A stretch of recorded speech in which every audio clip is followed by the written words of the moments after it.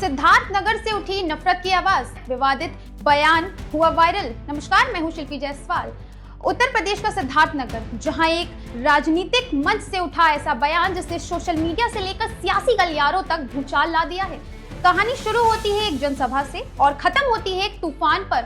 16 अक्टूबर की शाम धनरकपुर गांव में बीजेपी के पूर्व विधायक राघवेंद्र प्रताप सिंह जनता के बीच मंच संभालते हैं। भीड़ तालियां बजा रही थी, लेकिन कुछ ही पलों में उनके शब्द बन जाते हैं विवाद की चिंगारी।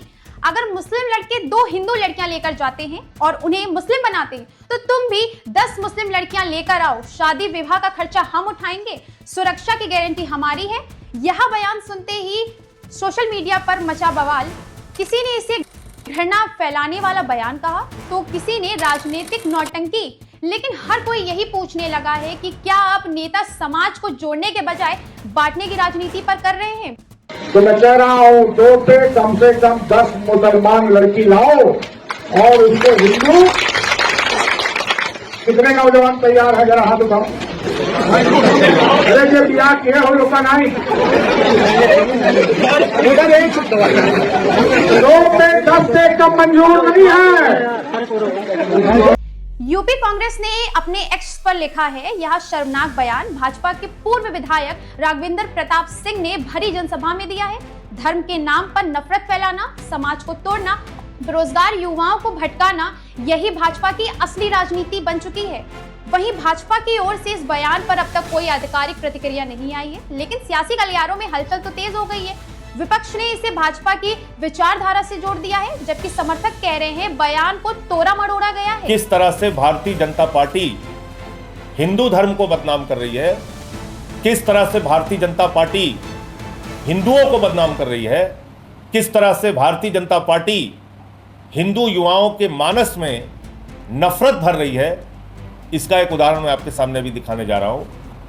ये डुमरियागंज के पूर्व विधायक का वीडियो है, जिसको आप लोग देखिए वो क्या कह रहा है, फिर आपसे बात करते हैं। यह पहली बार नहीं है जब राजनीति के मंच से ऐसे शब्दों ने समाज को झकझोर दिया है। कभी चुनावी रैली, कभी पंचायत, कभी सोशल मीडिया। जहां वोटों की गिनती शुरू होती है, वहां जुबान की मर्यादा अक्सर खत्म होती जा रही है। सोचिए जरा, जिस मंच से जनता के मुद्दों की बात होनी चाहिए, यानी बेरोजगारी, शिक्षा और महंगाई पर चर्चा होनी चाहिए, वहां नफरत के शब्द गूंज रहे हैं। हम चाहते हैं नेता हमें जोड़े तोड़े नहीं, हमें रोजगार चाहिए, विवाद नहीं। एक बुजुर्ग किसान नेता लोग चुनाव से पहले आग लगाते हैं और फिर खुद ही बुझाने निकल पड़ते हैं। राघवेंद्र प्रताप सिंह का ये बयान अब जांच और राजनीति दोनों के घेरे में है, लेकिन सबसे बड़ा सवाल ये उठता है कि क्या हम समाज के रूप में इतने कमजोर हो चुके हैं कि एक बयान हमारी सोच को बदल रहा है। याद रखिए, बयान सिर्फ शब्द नहीं होते हैं, ये वो आग बन जाते हैं या वो रास्ता कि अब जनता तय कर रही है कि वो नफरत की राजनीति में तालियां बजाएगी या सच्चाई के लिए सवाल उठाएगी।